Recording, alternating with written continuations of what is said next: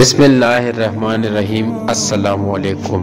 بنی اسرائیل میں ایک عورت تھی جو بہت بد کردار تھی۔ اللہ نے اس کو حسن و جمال خوب دیا تھا اور وہ بدکار بھی انتہا درجہ کی تھی۔ پوری بستی کے ساتھ اس کے تعلقات تھے۔ وہ اتنی مالدار ہو گئی کہ اس نے اپنے لیے بڑا محل بنا لیا تھا اور ایک تخت بنوایا اور وہ بن سنور کر ملکہ کی طرح تخت پر بیٹھتی تھی اور اس کے ساتھ غلط تعلق رکھنے والے پورے شہر کے امراء تھے۔ اس کی زندگی ایسی ہی گزر رہی تھی۔ ایک مرتبہ کیا ہوا کہ وہ اپنے گھر کا دروازہ کھول کر تخت پر بیٹھی تھی کہ قریب کسی اور بستی کا نوجوان تھا جو نیک تھا، عبادت گزار تھا۔ وہ ادھر سے گزرا اور گزرتے ہوئے اچانک جو اس کی نظر اٹھی تو اس عورت پر جا پڑی اور اس عورت کو ایسی تصویر اس کے دل میں چھپی کہ وہ آگے تو چلا گیا مگر اس کا دھیان ادھر ہی بھٹک گیا۔ پھر وہ مراقبہ میں، ذکر میں، تسبیحات میں، تلاوت میں جب بیٹھتا تو اس کا دل ہی نہیں لگتا تھا۔ اس نے روزے بھی رکھے لیکن خیال نہ نکلا۔ اس نے اپنے آپ کو تکلیف بھی پہنچائی، کئی دن اپنے آپ کو بھوکا پیاسا بھی رکھا مگر اس کے دل سے خیال نہ نکلا۔ حتیٰ کہ ایک دن اس نے سوچا کہ جب اس خیال سے میری جان چھوٹتی ہی نہیں تو میں جاتا ہوں۔ چنانچہ اس کے پاس جو تھوڑا بہت سامان تھا وہ اس نے بیچا اور اس نے اتنے پیسے تیار کیے جتنے سے وہ بدکار عورت اپنے پاس آنے کی اجازت دیتی تھی۔ وہ اس عورت کے پاس آیا اور اس کو پیسے دے کر اس کے پاس چارپائی پر بیٹھ گیا، بات چیت کرنے لگا۔ اچانک بات چیت کے دوران اس کے دل میں یہ خیال آیا کہ میں نے تو نیکی کے نیکوکاروں کے اتنے سال گزارے ہیں، آج میرے اللہ مجھے اس غیر محرم کے ساتھ بیٹھے ہوئے بھی دیکھ رہے ہوں گے۔ بس یہ خیال دل میں آیا تو اللہ کا درد دل پر غالب آ گیا اور نوجوان نے کامنا شروع کر دیا۔ عورت اس سے پوچھتی ہے، تم کام کیوں رہے ہو؟ تمہارا چہرہ کیوں پیلا ہو گیا ہے؟ اس نے کہا، بس میری طبیعت ٹھیک نہیں ہے۔ اس نے کہا کہ پھر تم جس مقصد کے لیے آئے ہو وہ مقصد پورا کرو اور جاؤ۔ اس نے کہا، نہیں۔ وہ بڑی حیران ہوئی کہ آج تک میں نے اپنی زندگی میں کوئی ایسا مرد نہیں دیکھا جو میرے قریب اس طرح چارپائی پر آ کر بیٹھے اور پھر برائی کیے بغیر چلا جائے۔ یہ نوجوان کیسا ہے؟ مگر نوجوان نے کہا، اچھا میں جاتا ہوں۔ اس نے کہا کہ تم کون ہو، کیا ہو؟ اس نے بتایا کہ میں اس نام کا بندہ ہوں اور فلانی بستی کا ہوں اور میرے دل میں یہ خیال آ رہا ہے کہ میں نے اتنی عمر مصلی پر بیٹھ کر گزار دی، آج میرا اللہ مجھے تیرے ساتھ بیٹھے ہوئے بھی تو دیکھ رہا ہے۔ بس اس کے بعد اس نوجوان کی آنکھوں میں آنسو آ گئے اور وہ چل پڑا۔ اب وہ چلا تو اس عورت کو جو تھوڑی دیر کی صحبت ہو گئی اس کی برکت اس کو مل گئی۔ چنانچہ عورت کے دل میں خیال آیا کہ یہ کنوارا نوجوان اتنا اللہ سے ڈرتا ہے جبکہ اس نے گناہ بھی نہیں کیا اور میں تو سارا دن اور ساری رات گناہوں کا مرتکب ہونے والی ہوں، میں تو خدا سے ڈرتی ہی نہیں۔ اس کے دل میں شرمندگی پیدا ہوئی، ندامت ہونے آنے لگی کہ کروں تو کیا کروں۔ دل میں خیال آیا کہ اچھا چلتی ہوں اور حضرت موسیٰ علیہ السلام سے پوچھتی ہوں کہ کیا میرے لیے بھی توبہ کی کوئی صورت بنتی ہے۔ وہ اپنے گھر سے نکل کھڑی ہوئی۔ اب اس کو بستی کا ایک بندہ پہچانتا تھا، وہ ایسی نامی گرامی چیز تھی۔ وہ چلی اور جا کر حضرت موسیٰ علیہ السلام کو جو دیکھا تو وہ اس وقت بنی اسرائیل کے لوگوں کو نصیحت فرما رہے تھے۔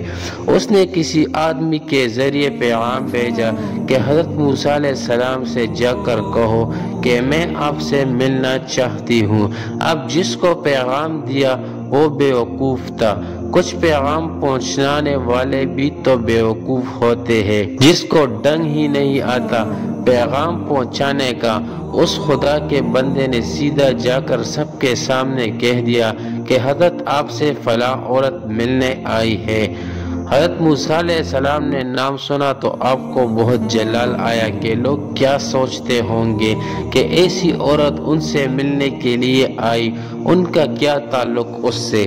حضرت موسیٰ علیہ السلام نے غصے میں کہہ دیا کہ اس سے کہو چلی جائے، میں اس سے نہیں ملنا چاہتا۔ اس بیوقوف نے آ کر کہا کہ میں نے بات کہی تو حضرت موسیٰ علیہ السلام بڑے ناراض ہوئے، وہ تو بڑے خفا ہوئے تم سے، وہ ڈر گئی۔ اس نے کہا کہ میری بدکاریاں ایسی ہے کہ اللہ مجھ سے پہلے ناراض تھا اور اب اللہ کا نبی بھی مجھ سے بات نہیں کرنا چاہتا، میرے لیے تو اب دنیا میں ٹھکانہ کوئی نہیں۔ بڑے اداس اور بوجھل قدموں کے ساتھ وہ وہاں سے واپس آئی اور اسے سمجھ نہیں آ رہی تھی کہ وہ کیا کرے۔ اب وہ حیران تھی کہ اللہ کے نبی نے بھی میرے ساتھ بات کرنا گوارا نہ کیا، میں اتنی گری ہوئی چیز ہوں کہ وہ بات کرنا بھی نہیں چاہتے۔ چنانچہ وہ گھر آئی اور اس نے گھر کی کنڈی لگائی۔ اس نے اپنے کسی بڑے سے سنا ہوا تھا کہ بندہ جب اپنے رب کو منانا چاہے تو اس کو چاہیے کہ وہ اس کے سامنے سجدہ کرے۔ چنانچہ اسے اور کوئی طریقہ آتا نہیں تھا۔ گھر کی کنڈی لگا کر ایک جگہ اس نے اللہ کے سامنے سجدہ کیا، دل سے یہ کہہ رہی ہوگی میں تیرے سامنے جھک رہی ہوں خدا، میرا کوئی نہیں اللہ تیرے سوا۔ اسے پوری دنیا میں اور کوئی نجات کا راستہ نہیں آ رہا تھا۔ پھر اللہ کی شان دیکھی، اللہ نے رات گزاری۔ اگلے دن اس کے دل میں خیال آیا کہ میں عورت ذات ہوں، اکیلی مکان میں رہتی ہوں، ایک میری خادمہ ہے، تو میں اگر نیت کر بھی لوں تو جتنے لوگوں نے میرے ساتھ بدکاریاں کی ہے وہ تو مجھے اس میں نہیں رہنے دیں گے، تو بہتر یہ ہے کہ میں اس جگہ کو چھوڑ کر چلی جاؤں۔ تبھی اس نے فیصلہ کر لیا کہ میں یہاں سے چلی جاتی ہوں۔ اس نے اپنے آپ کو ایک سادہ سے کپڑے میں لپیٹا تاکہ کوئی کپڑوں کو اور حسن و جمال کو نہ دیکھے کہ یہ کون جا رہی ہے۔ پھر اس نے سوچا عورت ذات ہوں، کہاں جاؤں؟ دل میں خیال آیا کہ وہ جو نیک نوجوان تھا جس کے دل میں اللہ کا اتنا خوف تھا کہ وہ اللہ کے ڈر سے کانپ رہا تھا، کیوں نہ میں اس نیک بندے کے پاس چلی جاؤں اور اس کی خادمہ بن کر رہ جاؤں، ممکن ہے وہ مجھے نکاح میں ہی قبول کر لے۔ یہ اس بستی کی طرف چل پڑی۔ چنانچہ ڈھونڈتے ہوئے یہ اس بستی میں اس کے گھر پہنچی اور گھر والوں سے کہا کہ میں فلاں بندے سے ملنے کے لیے آئی ہوں۔ تو انہوں نے کہا کہ اس کا ذکر و عبادت کا معمول ہے اور وہ کمرے سے اتنے بجے نکلتا ہے، تم انتظار کر لو۔ چنانچہ اس نے کہا بہت اچھا، یہ انتظار میں بیٹھ گئی۔ جب انتظار کرنے بیٹھی ہوئی تھی تو اچانک اس نوجوان نے دروازہ کھولا اور اس کی نظر اس عورت پر پڑی، یہ سامنے بیٹھی ہوئی تھی۔ جب نوجوان نے عورت کا چہرہ دیکھا تو اس کو اپنا وہ وقت یاد آ گیا کہ کون سا وقت تھا، میں اپنے مسلح کو چھوڑ کر بالا آخر اس کی چارپائی پر جا بیٹھا تھا۔ تو اس نوجوان کے دل پر خوف طاری ہو گیا کہ کہیں یہ میرا ایمان خراب کرنے تو یہاں نہیں آ گئی، میں نے تو اتنی مشکل سے اس کا تصور ذہن سے نکالا تھا۔ تو نوجوان پر اتنا خوف طاری ہوا کہ وہ وہیں پر گرا اور اس کی جان ہی چلی گئی۔ اب اس کی وفات پر گھر والے بھی رنجیدہ اور اس عورت کو بڑا ہی غم تھا۔ خیر 3 دن کے بعد اس عورت نے اس کے گھر والوں کو بتایا کہ میں تو اس نیت سے آئی تھی، تو انہوں نے کہا کہ اب وہ اس دنیا سے چلا گیا تو اس کا بھائی ہے، اگر تم مناسب سمجھو تو ہم اس سے پوچھ لیتے ہیں، اگر وہ تمہارے ساتھ نکاح کر لے تو تم اس کے ساتھ نکاح کر لو۔